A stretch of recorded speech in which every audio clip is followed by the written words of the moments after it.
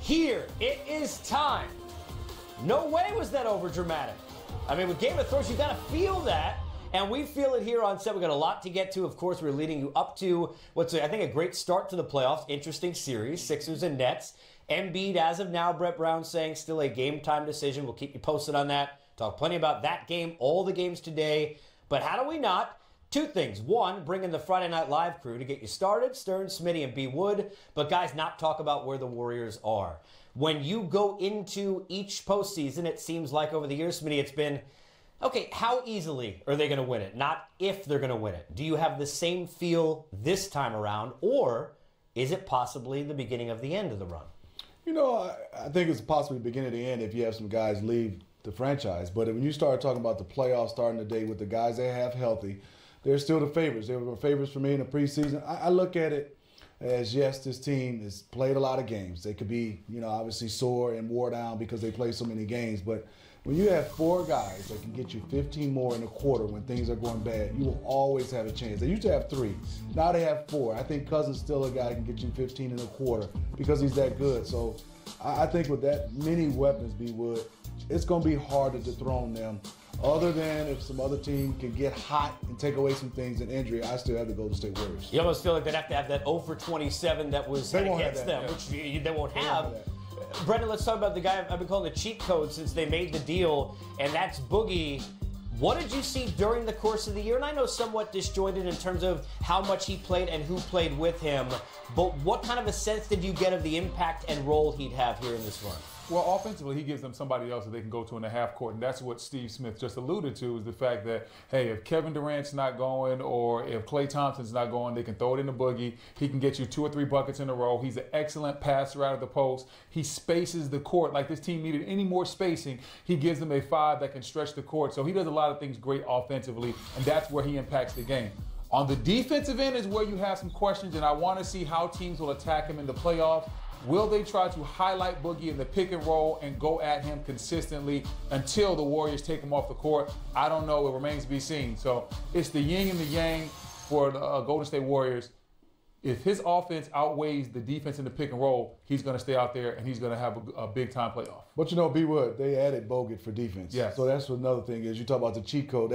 That's another guy chemistry-wise that can defend extremely well on the pick and roll. And he's a lob guy, and he's another great passer. And then, Kevon Looney is still the third backup. So they are loaded at the center spot. By the way, I was going to say this thing anyway, the suit combo and the faded clean, but you know it is when he went from Smitty to Steve Smith. You've now elevated. Yes. He will be Mr. Smith. Yeah, hey, listen, man. Hey, my guy comes in sharp, boy.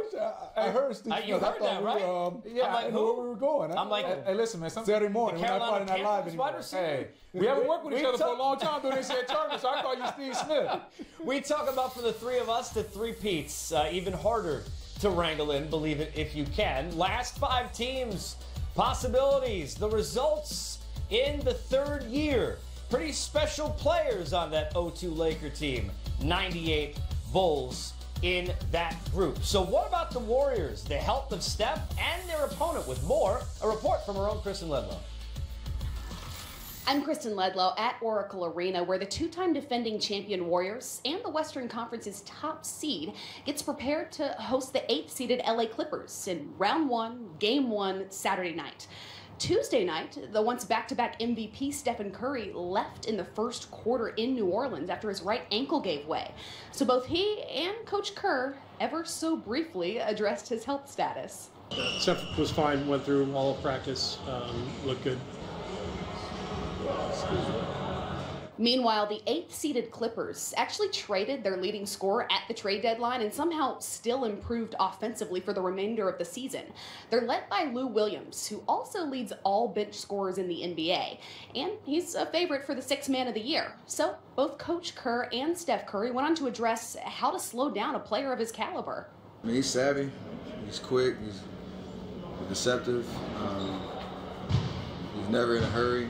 He obviously got a knack for drawing fouls and keeping, defense on their heels a little bit. And he's a gamer. That's the biggest thing. He just likes big moments. He's figured out how the game is officiated, so he maneuvers in ways where he can draw fouls. You have to be very careful with him, just like James Harden. And you've got to do your best to challenge the shot without biting on the pump fake. Great player, fun to watch, and a huge key to their team. The Warriors look to make history, seeking a three-peat in the final season here at Oracle Arena. Steph, of course, downplayed the possibility, but it all starts tonight. All right, Kristen, thank you very much. We talk about this group and turning that switch, right? And Brendan, I'll start with you because, Brendan Haywood, I'll start with you because regardless of what's happened or questions or infighting or injuries over the years, and there have been different stories, this group knows what it takes. They understand what needs to get done. But this may be the last time they get to do it with Kevin Durant. Does that make it a little bit of a different feel from the outside and even maybe from the inside for them on this ride? For the inside, I think it's definitely a different feel. And I think it can be something that's a positive. I think when you look at this Golden State team over the last couple of seasons, they've had a bad habit of coasting at times and playing down to the level of their opponent or not coming out with the right energy, even in playoff series. You'll see them win a couple of games and they'll just come out and relax. I think the fact that this could possibly be KD's last stand, this could be a rallying cry, something that the team all rallies around. Everybody says, hey, we have to go ahead and have the right type of mentality every night in, every night out, because we don't know what this team will look like next year. Boogie Cousins is probably not going to be there. KD might not be there. We don't know what's going to go on with Draymond, Clay. So this team as a whole, with so many different moving parts in the offseason, they understand this could be their last go-round, and I think we're going to get the best out of Golden State in these playoffs because of it. I think so. I would be Wood. I just go back to all those guys as a player. Why? Why would you leave this? You're going over into San Francisco, the new arena, but that's another story. And an extra year of a whole lot of money. But hey, we can do another segment on that. A whole bunch of segments. But I'm with B. Wood. I think it's so much going on that they all have to lock in. And then I think also this is the best type of opponent for the Golden State Warriors. Patrick Beverley. Also, you look at Montrezl Harrell, the way they will play, it will be physical from the start. They will be engaged. You know, to Steph and Patrick Beverley. This team will lock in because of the opponent and because of what B. Wood said. Yeah, we're going to talk a lot about the east side of things. He's not Brandon Haywood. He's B. Wood still to me. I'm B. Wood. You Smitty now. Oh, my gosh.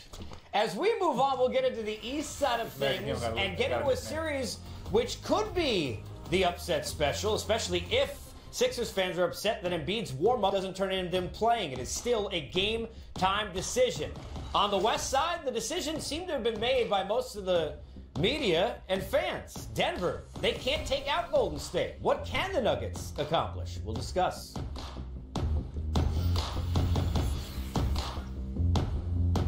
And in the battle of experience, talent is what always wins, so how much does it mean? It's always a question. The Warriors had to gain it in the first place, but look where they are on the list. And look way down the list. Oh, boy. Playoff experience, 148 games. If you take Millsap out, how many would be left? He's like 148. Right? He's got to be most of those. So we take our experienced man of the people, Dennis Scott, and had him chat with the Nuggets about this quote-unquote issue. How excited you guys are finally be back in the mix? Man, we're excited, man. It's been a long time since we've been here. The last 2 years, we came down to the wire to one game, so we're excited we're finally here, ready to get to it. Are people making too much of lack of experience coming in the playoffs where they're saying so much about the Spurs, you guys may not be ready? I think so. I think we play hard. I think we got a great home court advantage. I think we got a great team, great chemistry, and a great coach to compete. We're not worried about the experience. We just want to go out there and play. The only way you get experience is by being there. So that's what's great about this postseason for us. You know, no one can say next year, this is your first playoffs. But, you know, we've kind of battled that all year long. We're the second youngest team in the NBA, and we never use that as an excuse, and we're not going to start using it now. What are the things you guys just need to do well to make sure your last team stands? Same things as you needed to do well against Dallas in our last game or any game during the season. It's still basketball, still the same things. There's no magic. There's no magic plays. Everything that you did during the season is just as important now. Win or lose a game, you got to be able to understand that next game is going to be even tougher. You know, every possession counts. No more of my bads.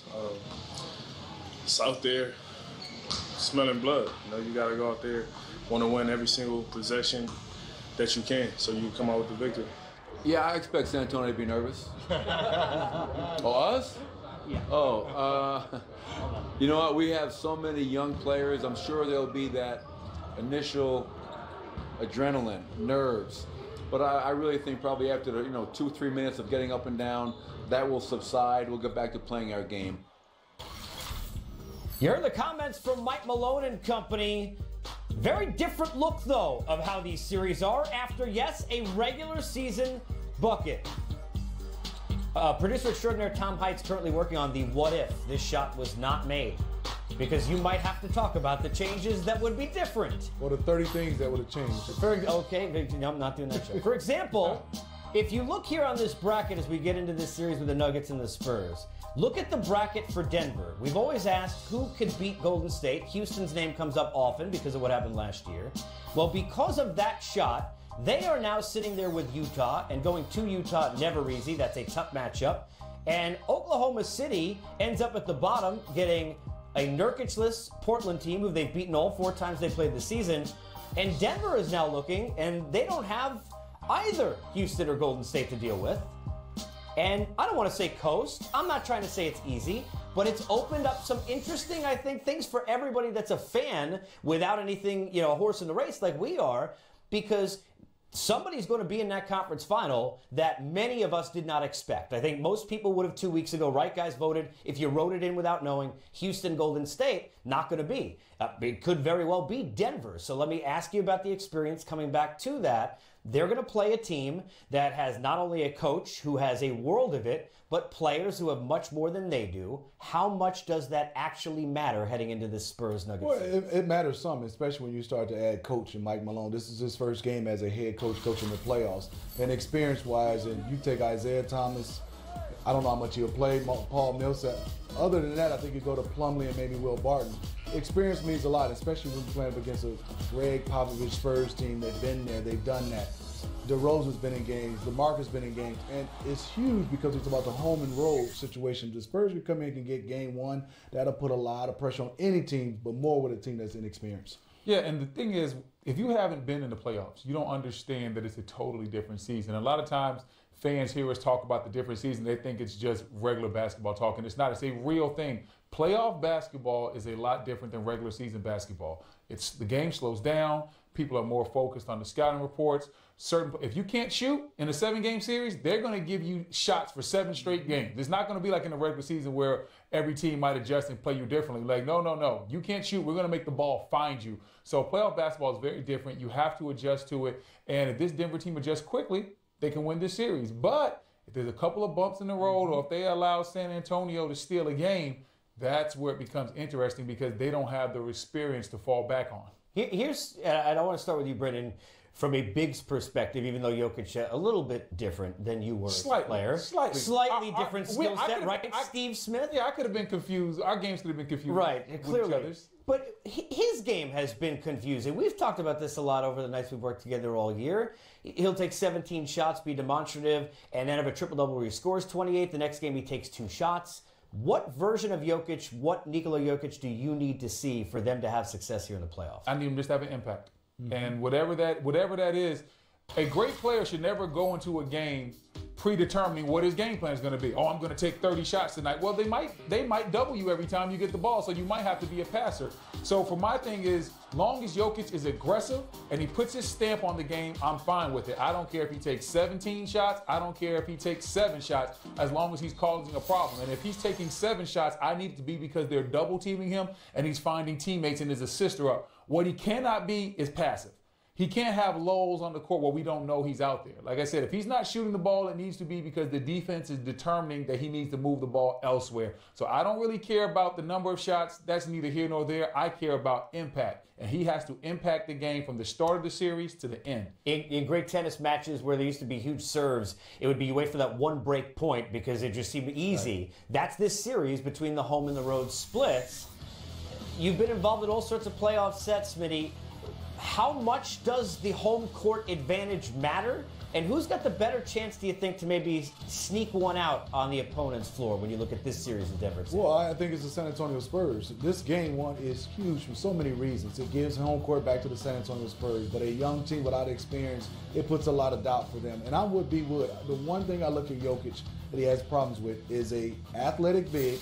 Doesn't have this in this series with LaMarcus Aldridge, and somebody's going to be physical to kind of get him out of sorts. Once he gets emotional, I think he loses his game. The one thing is LaMarcus won't be that physical with him. LaMarcus is not a runner, but Popovich will have a game plan, whether they're fronting him, He doesn't want him to have touches. He's so good with having touches. I think the one thing is they will definitely try to front him and make him have less touches so he won't be able to have his imprint on the game. Don't you love that we're not talking about who might play who? We are actually in it to win it. But is Joel Embiid? That's a question. Jamal Murray, too. Got to control his emotions. That continues to be a question. Game time decision. It's almost game time. We'll decide how this series looks when we return. Game time.